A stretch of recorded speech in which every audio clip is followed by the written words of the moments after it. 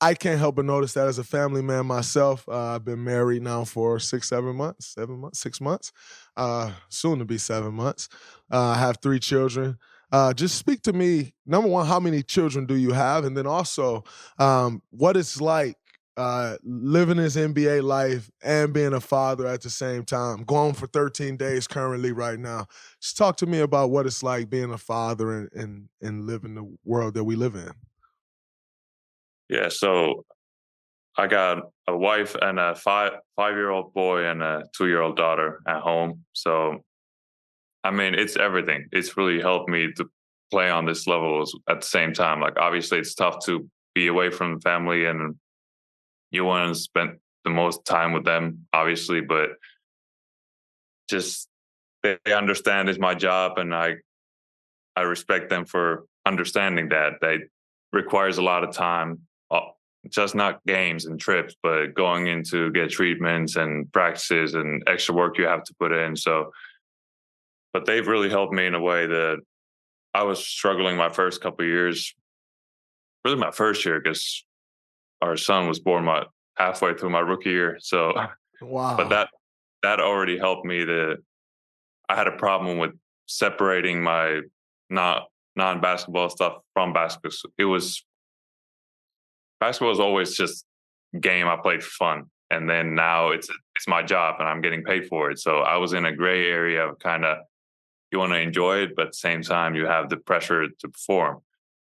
So just being married and having kids, I think he really helped me to separate the two. I have a bad game. It's a bad day at work. I close the locker room door and go play hide and seek with my son, whatever. So that really helped me in my basketball career, kind of enjoying the basketball and whatever happens, good or bad, I go home and it doesn't matter anymore. So Yeah. that's really helped me, and I'm really grateful for that. You walk in that house, they don't care if you won. If you won, you're no No, bigger of a superstar than if you lost. yeah, yeah, right.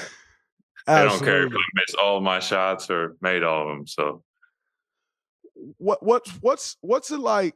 So I'll tell you one of the things I struggle with. I know we got to get out of here. I'll tell you one of the things I struggle with as a parent, and it's my own head, which I can acknowledge.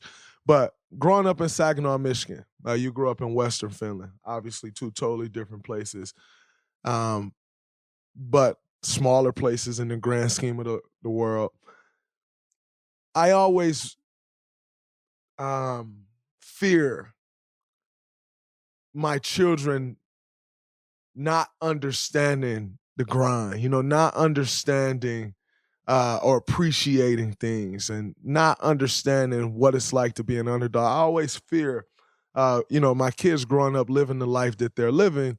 Um, how does that ultimately play out when they're adults? For you, it goes even a step further. Whereas I'm still in America, although I'm not in Saginaw, Michigan, still in America. But for you, you actually have to teach your kid an entirely different culture. How do you go about that and balancing that to make sure that your kids who are growing up here in America for at least 8 months out of the year, 9 months out of the year, that they understand the Finnish culture, that they speak the language fluently, like how fluently? How do you go about making sure that they get that side of you?